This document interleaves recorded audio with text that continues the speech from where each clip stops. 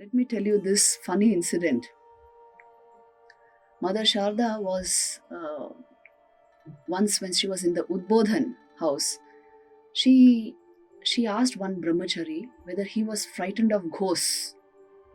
And he said, how can we be frightened of ghosts? We are the children of the Divine Mother, which means she herself. And then mother said, but I am frightened of ghosts. She said, they make my stomach shrivel. And he laughed and said, oh, you are frightened of your own creation. Actually, he was also referring to her relatives, who were the people around her, sometimes were very bothersome and very irritating, but mother tolerated and accepted everyone with love. So he was referring to them, and mother said, yes, they make my stomach shrivel.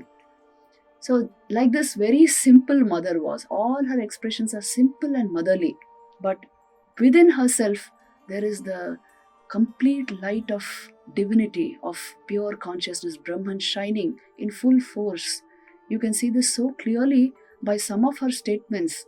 Once when she was in Kashi, one Swami Arupananji Maharaj, he told her, Mother, I do not want nirvan. I do not want mukti, that means. Why? Because then I will not have you. I always want this relationship of mother and son with you. So I don't want nirvan. And mother suddenly said, my foolish boy, you do not know the nature of God is nirvan. Which means my real nature is nirvan. See, it's an outpouring of a tremendous spiritual truth, that the incarnation is established in Brahman, in God consciousness. That is why he is the incarnation. And he has these human aspects of him, but the divinity shines forth throughout his life, in every aspect of his life. So this we find in the life of Holy Mother Shri Sarada Devi. Once when mother was a little later in her life, when she used to suffer from rheumatic pain, a maid used to come and massage her feet with medicated oil. So that maid's name was Kamini. She would come daily and massage mother's feet, and mother would sit with her feet outstretched, as you see in the photo which we keep in our dining halls. So mother would sit like that and she would massage the feet. Now one day a devotee entered mother's room when this was going on, and mother suddenly turned towards that devotee and said, the body is one thing, the mind is another thing, and the soul is another thing. But that soul pervades this body-mind complex. That is why I feel pain here. She showed her knees. That is where she had the rheumatic pain. And then she says, but if I withdraw my mind, I will not feel this pain. See, the whole of Vedanta is there in this incident. The soul, the spirit, that is manifesting through this body and mind. It pervades the body and mind. But you have the capacity to withdraw the mind in such a way that it turns towards its own source, towards its divinity. And you can remain completely oblivious of the body-mind complex whenever you wish to be. This capacity the human mind has, because in your essential nature, you transcend the body-mind complex. She is giving out these utterances, these great philosophical truths in such simple ways, you see. This is how she explained this profound truth of Vedanta to this devotee. So in mother's life, you find such remarkable incidents. Take any of her messages and you will see the profundity of it. She once said, there is no treasure equal to contentment and no virtue equal to fortitude. Check your life and see, isn't this true? This is true of every human life. At some point in our life, we understand the truth of this.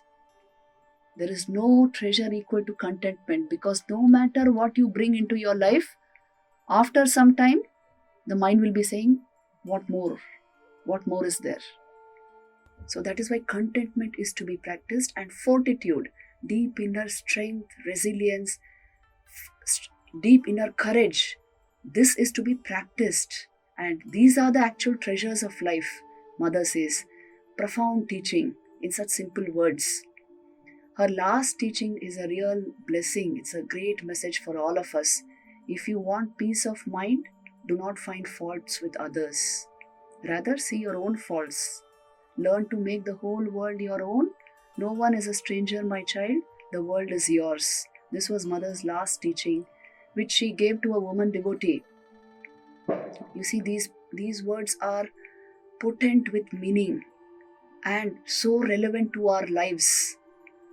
If you want peace of mind, check and see if you have this tendency to find faults and to any form of negativity. If it rules your mind, you will not have peace of mind. Rather, she says, see your own faults and learn to make the whole world your own. That is why love, kindness, service, these are not options. These are the ways of good living. These are the normal, you can say, standards or norms for a great life, for a really good life, a fulfilling life. So Mother's last message encapsulates the essentials of human fulfillment. And that is why each word of hers is very important. They are actually sentences meant for meditation. If you want peace of mind, do not find faults with others. This is meant for meditation. And that is why Mother's life and message are intertwined. In her own life, what she practiced, that came out of her mouth. And her own life shows, you can say, the very essence of our scriptures. In one incident, Mother tells us, let me tell you this incident and finally conclude this talk. This was the message which she gave to Swami Shantananji Maharaj, who was a great sadhu of the Ramakrishna order. He was a disciple of Holy Mother Sri Sarada Devi.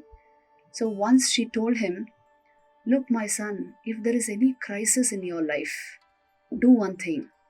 Deeply think of me. Go into solitude. Cut off from everything. Dive into your japa and meditation. Deeply pray to me. Keep your body and mind pure. And dive into spiritual practice. And if you deeply pray to me, if you are able to connect with me, you will get my response. Do not distract yourself for a few days, but dwell on this, on your japa and your meditation, your spiritual practice. And still if you do not get my response, please see that your mind has not risen to the level from where you can hear my command, because I will definitely respond. One who prays to me wholeheartedly will definitely receive my response. You must lift your mind to that level. Now this teaching of Mother, it is something which all of us need, which all of us can practice in our lives. Whether there is any crisis or not, if you lift your mind to Mother, that itself will answer all your queries, will bring deep peace within you. All that the human life can offer, the fulfillment which human life can offer, you can bring into your system, you can bring into your experience if you can connect like in this way with this divine personality. This is Mother's great, you can say, hope, message of hope for all of us. She was a beacon of hope, inspiration and light. And with this message, I would like to conclude today's talk. Let us pray to Holy Mother Sri Sarada Devi that these beautiful incidents of her life and her inspiring messages come live in our own lives, and we are able to tread her path, follow in her footsteps towards the supreme ideal of life. Om Shanti Shanti Shanti. Jai Ma.